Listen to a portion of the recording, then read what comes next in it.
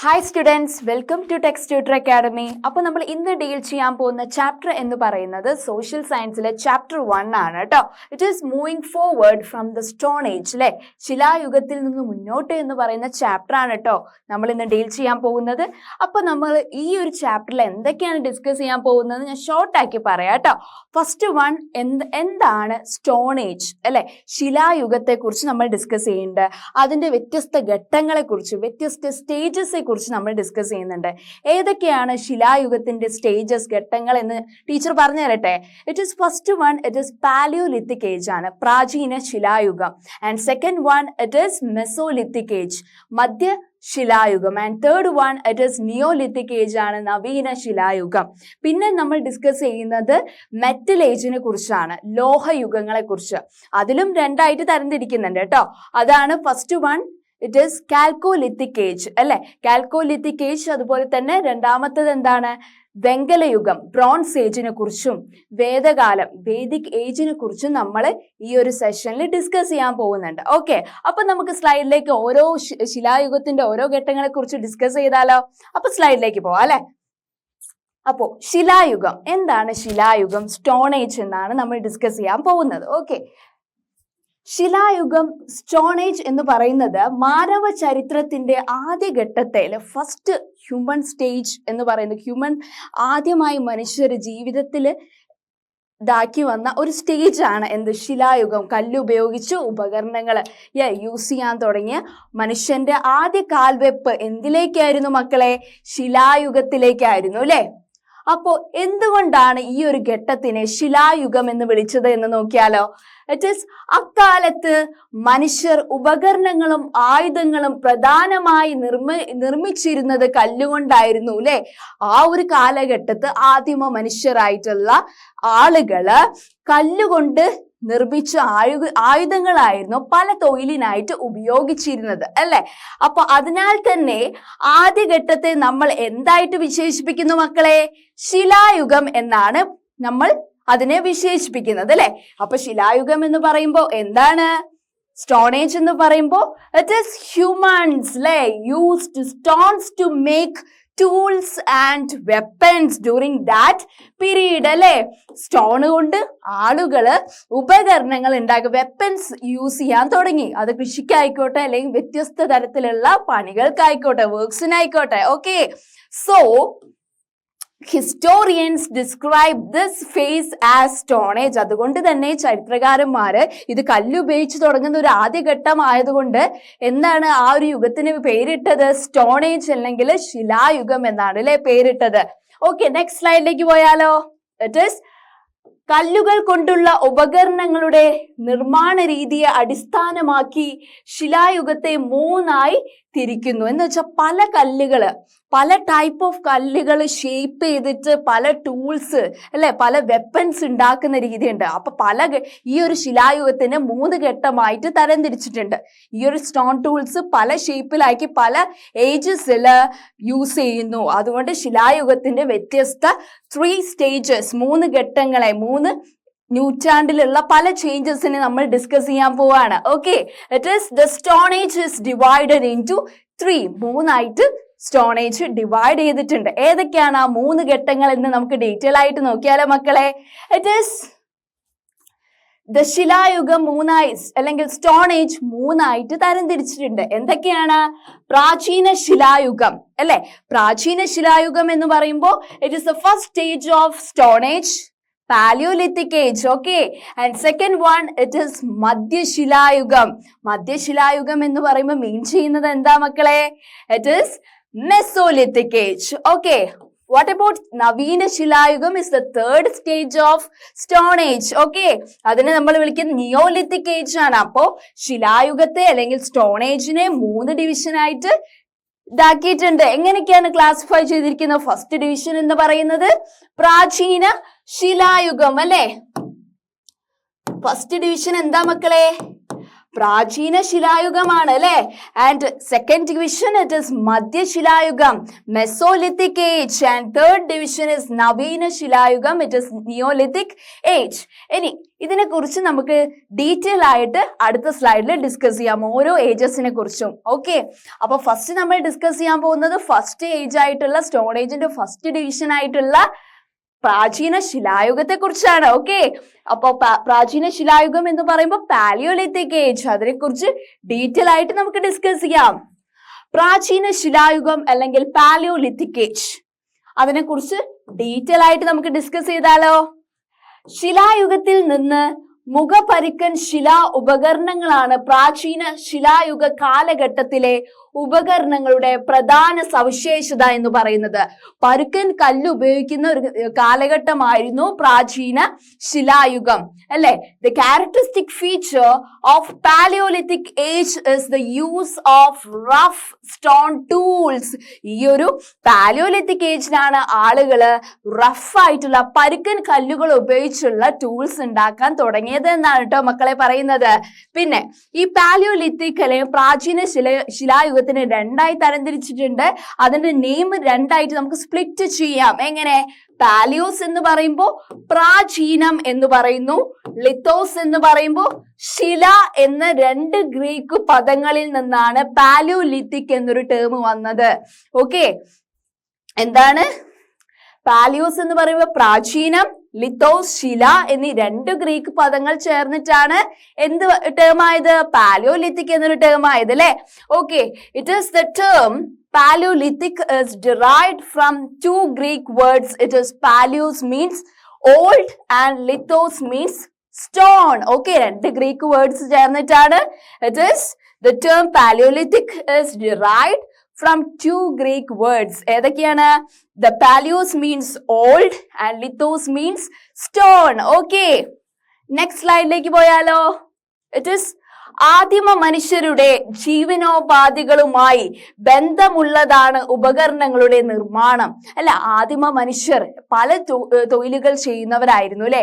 അപ്പോ അവര് പല തൊഴിലിന് വേണ്ടിയിട്ട് പല ടൈപ്പ് ഓഫ് ഈ ഒരു റഫ് സ്റ്റോൺ ടൂൾസ് പല ഷേപ്പിലാക്കിയിട്ട് പല പോയിന്റഡ് ആയിട്ടുള്ള അല്ലെ ടൂൾസ് ആക്കി മാറ്റി അവരുടെ തൊഴിലിന് വേണ്ടി അവർ യൂസ് ചെയ്യുന്നു, ഉപയോഗിക്കുന്നു എന്നാണ് പറയുന്നത് കേട്ടോ. It is the baking of tools is related to the means of subsistence of primitive humans എന്ന് പറയാൻ കാരണം അതുകൊണ്ടാണ് കേട്ടോ.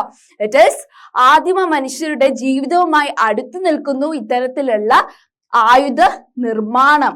ഓക്കെ എന്നാണ് പറയുന്നത്. It is making of tools എന്ന് പറയുന്നത് അവരുടെ ലൈഫ് ഡിപ്പെൻഡന്റ്, അവരുടെ ലൈഫ് അല്ലെ ജീവിതം ആശ്രയിക്കുന്നത് തന്നെ മെയിൻലി ഇത്തരത്തിലുള്ള ഉപകരണങ്ങൾ ഉണ്ടാക്കിക്കൊണ്ട് അവരുടെ തൊഴിൽ നിലനിർത്തണമെങ്കിൽ എന്ത് വേണം? ഉപകരണങ്ങൾ വേണം. ഇത്തരത്തിലുള്ള റഫ് സ്റ്റോൺ ടൂൾസ് യൂസ് ചെയ്തിട്ടാണ് അവർ അവരുടെ ജീവിതം കെട്ടിപ്പടുക്കുന്നത് എന്നാണ് മക്കൾ മനസ്സിലാക്കേണ്ടത്. ഓക്കെ, ഇനി ബാക്കിയുള്ള കാര്യങ്ങൾ നമുക്ക് നോക്കാം. ബാക്കിയുള്ള പാലിയോലിത്തിക് അല്ലെങ്കിൽ പ്രാചീന ശിലായുഗത്തിന്റെ സവിശേഷതകളെ കുറിച്ച് നമുക്ക് നോക്കാം അല്ലെ. ഓക്കെ, ഉപകരണങ്ങളുടെ ഉപയോഗത്തിൽ മൂന്ന് പ്രധാന ഘട്ടങ്ങൾ ഉണ്ടായിരുന്നതായി പുരാവസ്തു ഗവേഷകർ ചൂണ്ടിക്കാണിക്കുന്നു. ഇത്തരത്തിൽ ഉപകരണങ്ങൾ ഉണ്ടാക്കുമ്പോൾ 3 സ്റ്റേജസ് ആയിട്ട് 3 ഘട്ടങ്ങളായിട്ടാണ് അവർ ഉണ്ടാക്കാറുള്ളത് എന്ന് പുരാവസ്തു ഗവേഷകർ പറഞ്ഞിട്ടുണ്ട്. It is the archaeologist point out that there were 3 main stages in the use of tools എന്നാണ് പറയുന്നത്. ഓക്കെ, അപ്പോ ഇത്തരത്തിലുള്ള ഉപകരണങ്ങൾ ഉണ്ടാക്കാൻ വേണ്ടിയിട്ട് പല സ്റ്റേജസ് ആണ് അവര് ഈ ഒരു പ്രൊഡക്റ്റ് ഉണ്ടാക്കാൻ വേണ്ടി അവർ യൂസ് ചെയ്യുന്നത് എന്നാണ് പറയുന്നത്. എന്തൊക്കെയാണ് അതിന്റെ സ്റ്റേജസ് എന്ന് നമുക്ക് നോക്കിയാലോ. അത് നമുക്ക് നെക്സ്റ്റ് സ്ലൈഡിൽ അതിനെ കുറിച്ചാണ് പറയുന്നത്. ഫസ്റ്റ് എന്താണ്? പ്രയോജനപ്പെടുത്തൽ അല്ലെങ്കിൽ യൂട്ടിലൈസേഷൻ. ഓക്കെ, എന്തും യൂട്ടിലൈസ് ചെയ്യുക. എങ്ങനെ? ലഭ്യമായ കല്ലുകളെ രൂപമാറ്റം വരുത്താതെ തന്നെ ഉപയോഗിക്കുന്ന രീതിയാണ് പ്രയോജനപ്പെടുത്തൽ അല്ലെങ്കിൽ യൂട്ടിലൈസേഷൻ എന്ന് പറയുന്നത് അല്ലെ. when we are using this stones without reshaping it. Okay, next one എന്താണ്? രൂപമാറ്റം വരുത്തൽ എന്ന് പറയുമ്പോൾ അതിന് ഷേപ്പ് നൽകുന്നത് അല്ലെ.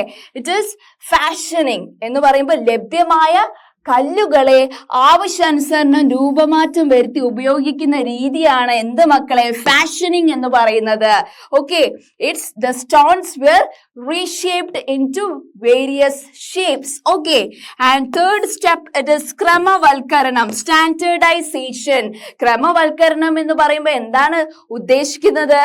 ഇറ്റ് ഈസ് ഓരോ ആവശ്യത്തിനും പ്രത്യേക തരം ഉപകരണങ്ങൾ നിർമ്മിക്കുന്ന രീതിയാണ് സ്റ്റാൻഡേർഡൈസേഷൻ എന്ന് പറയുന്നത്, അല്ലെ? എന്ന് വെച്ചാല് നമ്മുടെ ആവശ്യത്തിന് ഓരോ തൊഴിലിനും ഓരോ ആവശ്യങ്ങളായിരിക്കും ഈ ഒരു കല്ല് ഉപകരണങ്ങൾ കൊണ്ട്. അപ്പൊ അതിനനുസരിച്ച് ഷേപ്പ് ചെയ്യുക, അതിനൊരു കംപ്ലീറ്റ് പ്രൊഡക്റ്റ് ആക്കുന്നത് ലാസ്റ്റ് സ്റ്റേജ് സ്റ്റാൻഡേർഡൈസേഷനിലാണ്, ക്രമവൽക്കരണത്തിലാണ് എന്ന് മക്കൾ മനസ്സിലാക്കുക. ഫസ്റ്റ് വൺ ഇറ്റ് ഈസ് പ്രയോജനപ്പെടുത്തലാണ്, അല്ലെ? യൂട്ടിലൈസേഷൻ എന്ന് പറയുമ്പോൾ ലഭ്യമായ കല്ലുകളെ രൂപമാറ്റം വരുത്താതെ ഉപയോഗിക്കുന്ന രീതിയാണ്, അല്ലെ? It is available stones without shaping. Okay, and രൂപമാറ്റം വരുത്തൽ, ഫാഷനിങ് എന്ന് പറയുന്നത് സെക്കൻഡ് സ്റ്റേജ് ആണ്, അല്ലെ? ഇറ്റ് ഈസ് ലഭ്യമായ കല്ലുകളെ ആവശ്യാനുസരണം രൂപമാറ്റം വരുത്തുന്ന രീതി, അല്ലെ? The stones were reshaped into various forms. Okay, and last one എന്താണ്? ക്രമവൽക്കരണമാണ്, അല്ലെ? ഓരോ ആവശ്യത്തിനും പ്രത്യേക തരം ഉപകരണങ്ങൾ നിർമ്മിക്കുന്ന രീതി. ഓക്കെ, അപ്പൊ മക്കൾക്ക് ഇത് ക്ലിയർ അല്ലേ? The process of making stone tools steps ആണ്, three steps ആണ് നമ്മൾ പറഞ്ഞത്. ഓക്കെ, ഇനി നമ്മള് the core and flake tools. Okay, എന്ന് വെച്ചാൽ മാതൃശിലകളും കൽച്ചീലുകളും ഉണ്ടാക്കുന്ന രീതിയെ കുറിച്ചാണ്. അതിന് എന്ത് ടൈപ്പ് ഓഫ് സ്റ്റോൺ ആണ് യൂസ് ചെയ്യുന്നത് എന്നൊക്കെ നമുക്ക് ഡിസ്കസ് ചെയ്യാം. നോക്കിയാലോ, when a piece of stone is broken, അല്ലെ? ഒരു ചെറിയ കഷ്ണം കല്ല് നമ്മൾ പല പല കഷ്ണങ്ങളായിട്ട് തവിട് പൊടിയാക്കുന്നു, അല്ലെ? അപ്പോ അതിലെ വലിയ പീസിനെ, the largest piece is called as core. Okay, അതിന്റെ സ്മോളർ പീസിനെ നമ്മൾ എന്താ വിളിക്കുക? ഫ്ലേക്സ് എന്നാണ്, അല്ലെ? ഒരു കഷ്ണം കല്ലിനെ രണ്ടോ അതിലധികമോ കഷ്ണങ്ങളായി പൊട്ടിക്കുമ്പോൾ അതിൽ ഏറ്റവും വലിയ കഷ്ണത്തെ നമ്മൾ മാതൃശില, കോർ എന്നാണ് വിളിക്കാറ്. ചെറിയ കഷ്ണത്തെ എന്താണ് വിളിക്കുക? കൽച്ചീലുകൾ എന്നും വിളിക്കുന്നു എന്നാണ് പറയുന്നത്. Okay, and those made of core stones are called core tools. Stone, അതുപോലെ തന്നെ ഈ ഒരു കോർ സ്റ്റോൺസ് ഉപയോഗിച്ചിട്ടാണ് എന്തുണ്ടാക്കുന്നത്? കോർ ടൂൾസ് ഉണ്ടാക്കുന്നത്, അല്ലെ? ഈ ഒരു മാതൃശില കൊണ്ട് നിർമ്മിക്കുന്നവയാണ് എന്ത് മക്കളെ? മാതൃശില ഉപകരണങ്ങൾ എന്ന് പറയുന്നത്, അല്ലെ? And those made of stone flakes are called flake tools. Okay, അതുപോലെ തന്നെ കൽച്ചീലകൾ കൊണ്ട് നിർമ്മിക്കുന്നവയെ നമ്മൾ എന്താണ് വിളിക്കുന്നത്? കൽച്ചീൽ ഉപകരണങ്ങൾ എന്നാണ് വിളിക്കുന്നത്. അപ്പൊ എന്താണ്? when a piece of stone is broken into two or more pieces, its largest piece is called as core and the smallest piece is called as flake, and those made of core stone is called as core tools, and those made of flake stone is called as flake tools. Okay, അതാണ് ഒരു കഷ്ണം കല്ലിനെ രണ്ടോ അതിലധികമോ കഷ്ണങ്ങളായി പൊട്ടിക്കുമ്പോൾ അതിൽ ഏറ്റവും വലിയ കഷ്ണത്തെ നമ്മൾ എന്താണ് വിളിക്കുന്നത്? മാതൃശിലകൾ എന്നാണല്ലേ വിളിക്കുന്നത്. ചെറിയ കഷ്ണത്തെയോ കൽച്ചീലുകൾ എന്നാണ് പറയുന്നത്. ഇത്തരം മാതൃശിലകളെ കൊണ്ട് ഉണ്ടാക്കുന്ന ഉപകരണങ്ങളെ മാതൃശില ഉപകരണങ്ങൾ എന്നും കൽച്ചീലുകൾ കൊണ്ട് ഉണ്ടാക്കുന്ന ഉപകരണങ്ങളെ കൽച്ചീൽ ഉപകരണങ്ങൾ എന്നുമാണ് വിശേഷിപ്പിക്കുന്നത് എന്ന് മക്കൾ മനസ്സിലാക്കി വെച്ചാൽ മതി. Okay, and next slide. പ്രാചീന മനുഷ്യരുടെ കലാസൃഷ്ടികളുടെ ചിത്രങ്ങളാണ് മുകളിൽ തന്നിരിക്കുന്നത്. ഓക്കെ, എന്ന് വെച്ചാൽ പാലിയോലിത്തിക് ഏജിനെ, പ്രാചീന ശിലായുഗത്തെ റിലേറ്റഡ് ആയിട്ടുള്ള അല്ലെ അതിനെ ആസ്പദമാക്കിയുള്ള ചിത്രങ്ങൾ കൊടുത്തിട്ടുണ്ട്. അത് നെക്സ്റ്റ് സ്ലൈഡിൽ മക്കൾക്ക് കാണാം. The pictures given above are the artistic creation of primitive humans. അല്ലെ, പ്രാചീന മനുഷ്യർ എങ്ങനെയാണ് ജീവിച്ചിരുന്നത് എന്നതിന്റെ ഉത്തമ ഉദാഹരണം നമുക്ക് പിക്ചേഴ്സിൽ നിന്ന് കാണാമെന്നാണ് പറയുന്നത്. ഓക്കെ, ആ ഒരു പിക്ചേഴ്സ്, അതുപോലെ തന്നെ പ്രാചീന ശിലായുഗത്തില് അല്ലെങ്കിൽ പാലിയോലിത്തിക് ഏജില് ആളുകൾ എങ്ങനെയായിരുന്നു കമ്മ്യൂണിക്കേറ്റ് ചെയ്തിരുന്നത്, ആശയവിനിമയം നടത്തിയിരുന്നത് എന്ന് മക്കൾക്ക് അറിയണ്ടേ? നോക്കാം, അല്ലെ? ഇറ്റ് ഈസ് ലളിതമായ ഒഴുക്കൻ വരകൾ. Okay, it is the various communication techniques such as simple flowing lines. Okay, ഈ കല്ലുകളിലൊക്കെ സിമ്പിൾ ആയിട്ടുള്ള ഫ്ലോയിങ് ലൈൻസ് ഇതാക്കിയിട്ടാണ് അവർ ആശയവിനിമയം നടത്താറുള്ളത്. പിന്നെ എങ്ങനെയൊക്കെയാണ്? ഇറ്റ് ഈസ് കോറിയിട്ട ചിത്രങ്ങൾ അല്ലെ, കോറിയിട്ട ചിത്രങ്ങൾ. It means carved images and ശില്പങ്ങൾ അല്ലെ, ഇറ്റ് ഈസ് സ്കൾപ്ചേഴ്സ് തുടങ്ങി വിവിധ മാർഗങ്ങൾ പ്രാചീന ശിലായുഗത്തിന്റെ അവസാന ഘട്ടത്തിൽ ആശയവിനിമയത്തിന് ഉപയോഗിച്ചിരുന്നു എന്നാണ് പറയുന്നത്. ഓക്കെ, എന്ന് പറഞ്ഞാല് എങ്ങനെയൊക്കെയായിരുന്നു പ്രാചീന ശിലായുഗത്തിൽ ആളുകൾ കമ്മ്യൂണിക്കേറ്റ് ചെയ്തിരുന്നത്? ഒഴുക്കൻ വരകൾ, കോറിയിട്ട ചിത്രങ്ങൾ, പിന്നെ ശില്പങ്ങൾ എന്നീ മാർഗങ്ങളിലൂടെയായിരുന്നു അവർ ആശയവിനിമയം നടത്തിയിരുന്നത് അല്ലെ.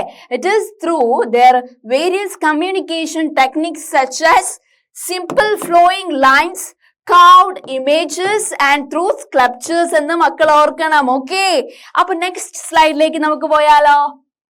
ഇറ്റ് ഈസ് ഗുഹകളില് മെയിൻലി അവര് പെയിന്റിങ്സ് ഒക്കെ ചെയ്യുമായിരുന്നു. അവരുടെ ആർട്ട് എന്ന് പറയുന്നത് ഫസ്റ്റ് വൺ ഇമ്പോർട്ടൻസ് നൽകേണ്ടത് അവരുടെ കേവ് പെയിന്റിങ്സിനാണ്. അപ്പൊ കേവ് പെയിന്റിങ്സിൽ ഏതൊക്കെ കേവ്സിലാണ്, ഏതൊക്കെ ഗുഹകളിൽ എന്തൊക്കെ തരത്തിലുള്ള പെയിന്റിങ്സ് ആണ് അവർ വരയ്ക്കാറ് എന്ന് നമുക്ക് ഈ ഒരു സ്ലൈഡിൽ ഡീറ്റെയിൽ ആയിട്ട് നോക്കാം കേട്ടോ. ഇറ്റ് ഈസ് മൃഗങ്ങളുടെ ചിത്രീകരണം കൂടുതലായിട്ട് കാണപ്പെടുന്ന ഗുഹ എന്ന് പറയുന്നത് ഇറ്റ് ഈസ് ഷോവേ ലാസ്കോ ഗുഹകളിൽ നിന്നാണ്. ലാസ്കോ ഗുഹകളിലാണ് മെയിൻലി മൃഗങ്ങളുടെ ചിത്രീകരണം അല്ലെ. The depiction of animals is Chauvet and Lascaux caves അല്ലെ. ഷോവറ്റ് ലാസ്കൌസ് കേവ്സിലാണ് എന്തിന്റെ പെയിന്റിങ്സ് കാണാറുള്ളത്? മൃഗങ്ങളുടെ ചിത്രീകരണങ്ങൾ അല്ലെ. The paintings of animals seen on the caves like Chauvet and Lascaux caves. Okay, and next one, മൃഗത്തിന്റെയും സ്ത്രീയുടെയും കോറിയിട്ട രൂപം മെയിൻലി കാണുന്നത്, ഇത്തരത്തിലുള്ള പെയിന്റിങ്സ് കാണുന്നത് എന്ത് തരത്തിലുള്ള ഗുഹകളിലാണ്? ദാറ്റ് ഈസ് കുസാക് ഗുഹ. Okay, the carved figure of an animal and a woman can be seen in Kusak cave. Okay, അതുപോലത്തെ മൃഗങ്ങളുടെ ചിത്രീകരണം അല്ലെ. The depiction of animals seen in Chauvet and Lascaux caves and മൃഗത്തിന്റെയും സ്ത്രീയുടെയും കോറിയിട്ട രൂപം ഏത് കേവ്സിലാണ് കാണാറ്? കുസാക് കേവ്സിലാണ്. Okay, it is the carved figure of animal and women is seen in Kusak caves. Okay, and അതുപോലെ തന്നെ വീനസ് പ്രതിമ, വീനസ് ഫിഗറൈൻസ് എവിടെയാണ്, ഏത് കേവ്സിലാ കാണാറ്? ഇറ്റ് ഈസ് സെറായിസ്ക്, റഷ്യയിലെ സെറായിസ്ക് എന്ന് പറയുന്ന കേവിലാണ് കാണാറ്. ഓക്കെ, ഇതാണ് അവിടുത്തെ പെയിന്റിങ്സും അത് റിലേറ്റഡ് ആയിട്ടുള്ള കേവ് സെന്റേഴ്സുമാണ് ഈ ഒരു സ്ലൈഡിൽ നമ്മൾ ഡിസ്കസ് ചെയ്തത് കേട്ടോ മക്കളെ. ഇറ്റ് ഈസ് മൃഗങ്ങളുടെ ചിത്രീകരണം അല്ലെ. Depiction of animal seen in Chauvet and Lascaux caves and the carved figure of an animal and women see in Kusak cave and Venus figurine is seen in which cave center? ഏത് cave center ആണ് പറഞ്ഞ മക്കളെ? It is Zaraisk in Russia അല്ലേ. Okay, next slide. It is mainly അവർ ഈ cave പെയിന്റിങ്സിലല്ലാതെ ഇങ്ങനെ കല്ലുകൾ, ഈ cave പെയിന്റിങ്സിൽ ഇത്തരത്തിലുള്ള ബോൾസിലൊക്കെ അവിടെയുള്ള മതിലുകളിലൊക്കെ ഡെപ്പിക്ട് ചെയ്ത കാര്യങ്ങളാണ് പ്രീവിയസ് സ്ലൈഡിൽ നമ്മൾ ഡിസ്കസ് ചെയ്തത്. പക്ഷെ അത് കൂടാതെ വലിയ വലിയ മൃഗങ്ങളുടെ എല്ലുകൾ ഉണ്ടാവല്ലോ, അതിന്റെ മുകളിലൊക്കെ ചില തരത്തിലുള്ള കാവിങ്സ് അവർ ചെയ്യാറുണ്ട്, കൊത്തുപണികൾ. അത് ഏത് കേവ്സിലാണ് മെയിൻലി അതൊരു പ്രൊമിനന്റ് ആയിട്ട് പ്രസിദ്ധമായി അറിയപ്പെടുന്നത് എന്ന് നമുക്ക് ഈ ഒരു സ്ലൈഡിൽ ഡിസ്കസ് ചെയ്യാം. Okay, and the carvings on bone is found in which cave? It is La Garma cave in Spain. സ്പെയിനിലെ ലാ ഗർമ കേവിലാണ് എന്തുള്ളത് മക്കളെ? The carvings on bone is found and there we can see the evidence of human artistic skills of that time അല്ലേ. നമ്മൾ previous സ്ലൈഡിൽ എന്തൊക്കെ discuss ചെയ്തു മക്കളെ? The depiction of animals and carved images of അല്ലേ human and carved image of animals and women and Venus figurines ഒക്കെ ഏതൊക്കെ cave സെന്ററിലാണ് നമ്മൾ ഡിസ്കസ് ചെയ്ത് കഴിഞ്ഞതാണ്. ഇവിടെ നമ്മൾ ഡിസ്കസ് ചെയ്യുന്നത് it is the humans artistic skill like carvings on bones അല്ലെ. ബോൺസിന്റെ മുകളിൽ പലതരത്തിലുള്ള കാവിങ്സ് അവർ ചെയ്യുന്നു, കൊത്തുപണികൾ അവർ ചെയ്യുന്നു. അത് ഫേമസ് ആയിട്ടുള്ള കേവ് ഏതാണ്? സ്പെയിനിലുള്ള ലാ ഗർമ കേവ് ആണെന്ന് മക്കൾ മനസ്സിലാക്കണം. ഓക്കെ, അപ്പോ ഇത്തരത്തിലുള്ള ഗുഹാചിത്രങ്ങൾ, ഇത്തരത്തിലുള്ള ഗുഹാ കേന്ദ്രങ്ങളിൽ ഗുഹാചിത്രങ്ങൾ വരയ്ക്കണമെങ്കിൽ എന്തൊക്കെ തരത്തിലുള്ള സാധനങ്ങൾ അവരുണ്ടാക്കണം എന്ന് നമുക്ക് ഈ സ്ലൈഡിൽ കാണാം. ഓക്കെ, ഗുഹാചിത്രങ്ങൾ വരയ്ക്കുന്നതിന് വിവിധ തരം നിറങ്ങൾ ഉപയോഗിച്ചിരുന്നു എന്ന് നമുക്ക് മനസ്സിലാക്കാം അല്ലെ. ഗുഹാ കേന്ദ്രങ്ങളിൽ ഇത്തരത്തിലുള്ള ചിത്രം വരയ്ക്കണമെങ്കിൽ അവർക്ക് various colors is needed അല്ലെ. Various colors were used to draw cave paintings at that time. Okay, അപ്പോ എന്തൊക്കെയാണ് ഇത്തരത്തിലുള്ള നിറങ്ങൾ ഉണ്ടാക്കാൻ വേണ്ടി അവർ യൂസ് ചെയ്ത കണ്ടന്റ്സ് എന്ന് നമുക്ക് നോക്കിയാലോ. ഇറ്റ് ഈസ് ചെടികൾ, മരത്തിന്റെ തോല്, കായകൾ എന്നിവ അരച്ച് ചെങ്കൽ പൊടി ചേർത്താണ് നിറങ്ങൾ അവർ ഉണ്ടാക്കിയിരുന്നത്. എന്തൊക്കെയാണ് മക്കളെ? ചെടികൾ, മരത്തിന്റെ തോല്, കായകൾ എന്നിവ അരച്ച് ചെങ്കൽ പൊടി ചേർത്താണ് അവർ നിറങ്ങൾ ഉണ്ടാക്കിയിരുന്നത് എന്നാണ് കേട്ടോ പറയുന്നത്.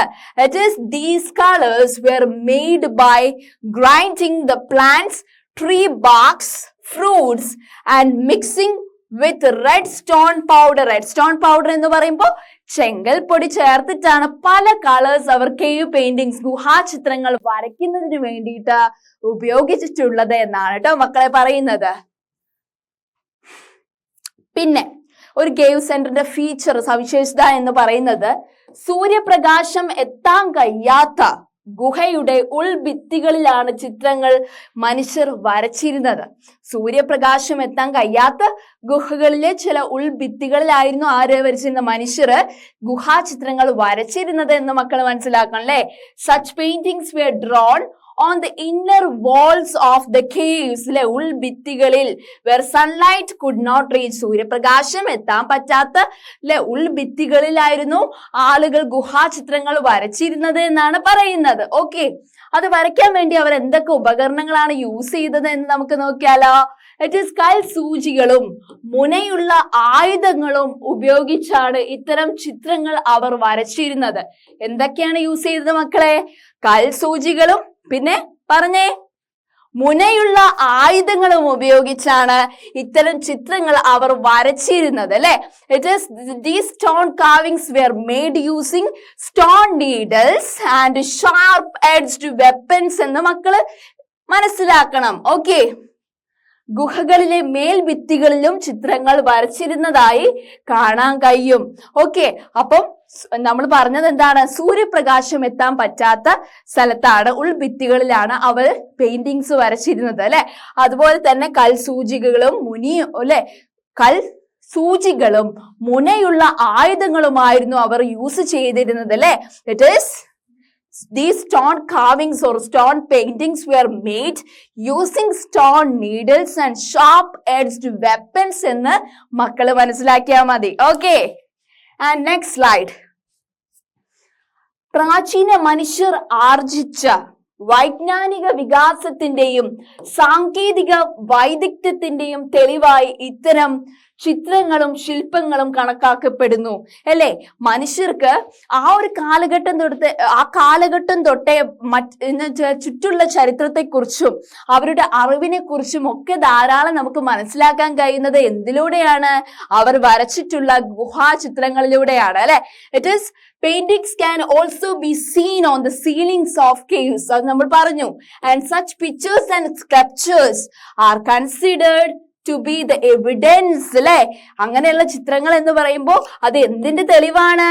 അവരുടെ വൈജ്ഞാനിക അല്ലെങ്കിൽ സാങ്കേതിക വൈദഗ്ധ്യത്തിന്റെ തെളിവാണ് എന്നാണ് പറയുന്നത്. Okay, it is the evidence of intellectual and technical skill that is attained by primitive humans എന്ന് മക്കള് മനസ്സിലാക്കണം. Okay, next one. പ്രാചീന ശിലായുഗ കാലത്തെ ഉപകരണങ്ങൾ, കലകൾ എന്നിവയിൽ നിന്നും മനുഷ്യരുടെ ജീവിതത്തെക്കുറിച്ചുള്ള എന്തെല്ലാം വിവരണങ്ങളാണ് ലഭിക്കുന്നത് എന്ന് നോക്കിയാലോ അല്ലെ. പ്രാചീന ശിലായുഗത്തെ ആളുകൾ ജീവിച്ചിരുന്നത് മെയിൻലി അവരുടെ ഉപകരണങ്ങൾ നമ്മൾ ഡിസ്കസ് ചെയ്തു, അവരുടെ കലകളൊക്കെ ഡിസ്കസ് ചെയ്തു. അതൊക്കെ അവരുടെ ജീവിതവുമായി അത്രയും ബന്ധപ്പെട്ടിരിക്കുന്നു എന്ന് നമ്മൾ മനസ്സിലാക്കി അല്ലെ. Let's see what information could be gathered on human life from the tools and art of Palaeolithic age എന്ന് നമുക്ക് ഡിസ്കസ് ചെയ്യാം. ഓക്കെ, അപ്പോ ആ ഒരു ടൈമിൽ പാലിയോലിത്തിക് ഏജില് പ്രാചീന ശിലായുഗത്തിൽ എന്ത് ടൈപ്പ് ഓഫ് കല്ലുപകരണങ്ങളായിരുന്നു അവർ യൂസ് ചെയ്തതെന്ന് നോക്കിയാലോ. അതിന്റെ പോയിന്റ്സ് ആണ് കേട്ടോ ഇവിടെ എഴുതിയിരിക്കുന്നത്. ഫസ്റ്റ് വൺ, പരുക്കൻ കല്ലുപകരണങ്ങളാണ് അവർ ഉപയോഗിച്ചിരുന്നത്. പ്രാചീന ശിലായുഗത്തില് ആളുകൾ ഉപയോഗിച്ചിരുന്നത് പരുക്കൻ കല്ലുപകരണങ്ങളായിരുന്നു. It means they used rough stone tools. Okay, അതുപോലെ തന്നെ ഗുഹകളിലും തുറസായ സ്ഥലങ്ങളിലും വസിച്ചിരുന്നു എന്നാണ് പറയുന്നത്. They lived in caves and open spaces. Okay, പിന്നെയോ വേട്ടയാടൽ, ശേഖരണം എന്നിവയായിരുന്നു അവരുടെ ഉപജീവന മാർഗങ്ങൾ. Hunting and gathering were their main means of livelihood. Okay, first one പരുക്കൻ കല്ലുപകരണങ്ങളാണ് അവർ ഉപയോഗിച്ചിരുന്നത് അല്ലെ പാലിയോലിത്തിക് ഏജില്, അല്ലെ പ്രാചീന ശിലായുഗത്തില് ആളുകൾ യൂസ് ചെയ്തത് റഫ് സ്റ്റോൺ ടൂൾസ് ആയിരുന്നു. പിന്നെയോ ഗുഹകളിലും തുറസായ സ്ഥലങ്ങളിലുമായിരുന്നു ആളുകൾ വസിച്ചിരുന്നത് അല്ലെ. The lived in mainly caves and open spaces. പിന്നെയോ hunting and gathering were their main means of livelihood എന്നാണ് മക്കൾ മനസ്സിലാക്കേണ്ടത്. It were the features of Paleolithic age. പിന്നെ എന്തൊക്കെ സവിശേഷതകളാണ് പ്രാചീന ശിലായുഗത്തെ കുറിച്ച് നമ്മൾ അറിഞ്ഞിരിക്കേണ്ടത്? പ്രാചീന ശിലായുഗം ബാൻഡുകളായിരുന്നു സമൂഹത്തിന്റെ അടിസ്ഥാന ഘടകം. ബാൻഡുകളായിട്ടാണ് ആളുകൾ അവിടെ ജീവിച്ചിരുന്നത്, ഗ്രൂപ്പ്സ് ആയിട്ട് അല്ലെ. It is Paleolithic age bands with the basic unit of society എന്ന് പറയാൻ അതാണ് കേട്ടോ കാരണം. പിന്നെയോ it is പുരുഷന്മാർ വേട്ടയാടലിനും സ്ത്രീകൾ ശേഖരണത്തിലും ഏർപ്പെട്ടിരുന്നു എന്നാണ് പറയുന്നത് അല്ലെ. Men were engaged in hunting and women in gathering. Okay, പിന്നെ food was not stored.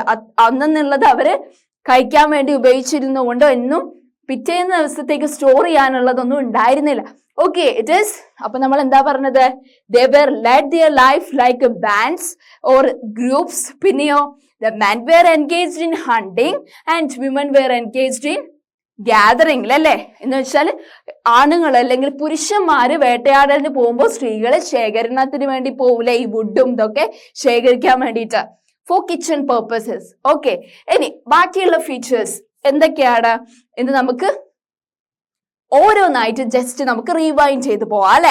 അപ്പോ നമ്മൾ ഈ ഒരു സെഷനിൽ എന്തൊക്കെ കാര്യങ്ങളാണ് മക്കളെ ഡിസ്കസ് ചെയ്തത് നോക്കിയാലോ? ഓരോന്നായിട്ട് നമുക്ക് നോട്ട് ഡൗൺ ചെയ്യാം. ഓക്കെ, അപ്പൊ നമ്മൾ എന്താണ് പറഞ്ഞത്? സ്റ്റോൺ ഏജിനെ കുറിച്ചാണ്.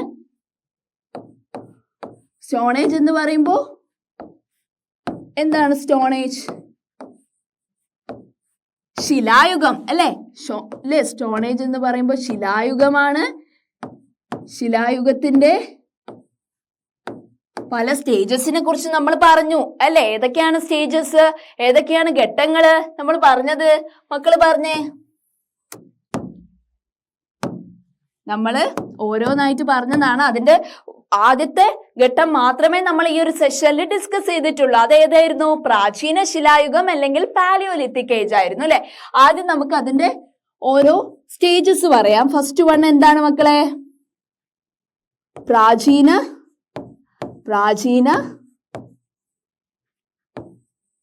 ശിലായുഗം എന്ന് പറയുമ്പോ എന്താണ്? പാലിയോലിത്തിക് ഏജ് അല്ലെ.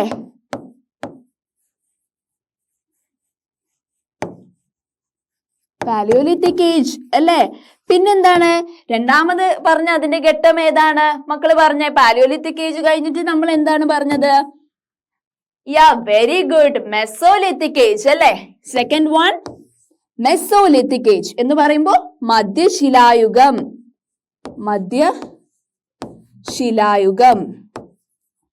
Mesolithic age. പിന്നെ last stage of stone age എന്താണ്? Last division of stone age ഏതാണ് മക്കള് പറഞ്ഞേ? ഏതാണ്? നമ്മൾ പറഞ്ഞു കഴിഞ്ഞതാണേ. പറഞ്ഞേ.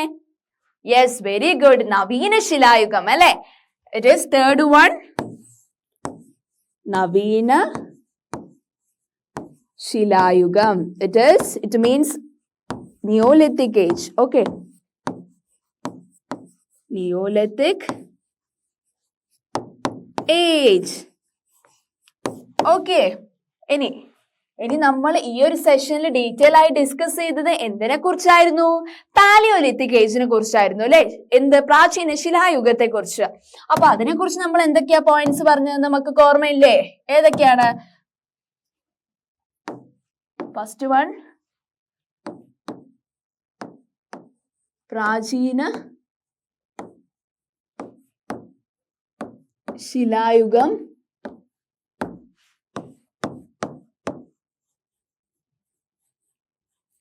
പാലിയോലിത്തിക് ഏജിനെ കുറിച്ചാണ് നമ്മൾ ഡിസ്കസ് ചെയ്തത് അല്ലെ.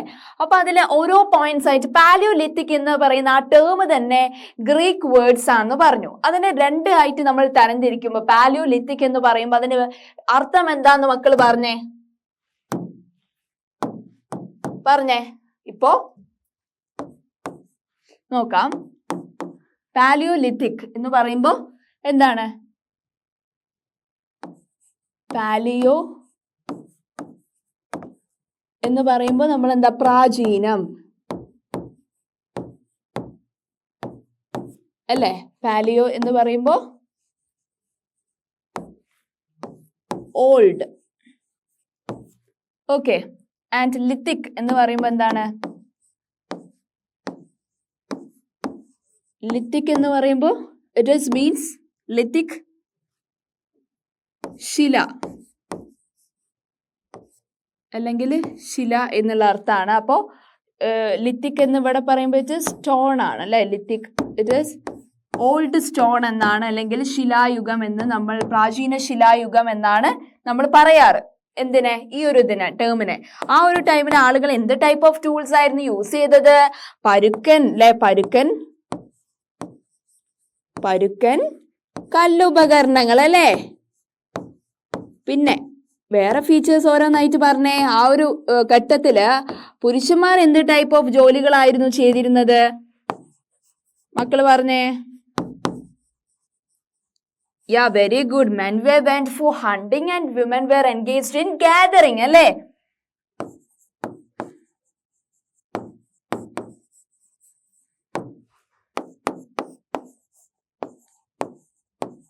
പുരുഷന്മാർ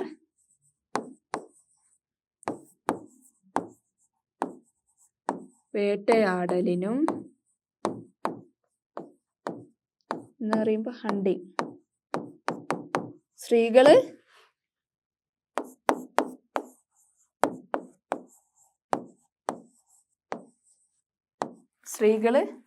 ശേഖരണത്തിനായിട്ടാണ് പോയത് അല്ലേ.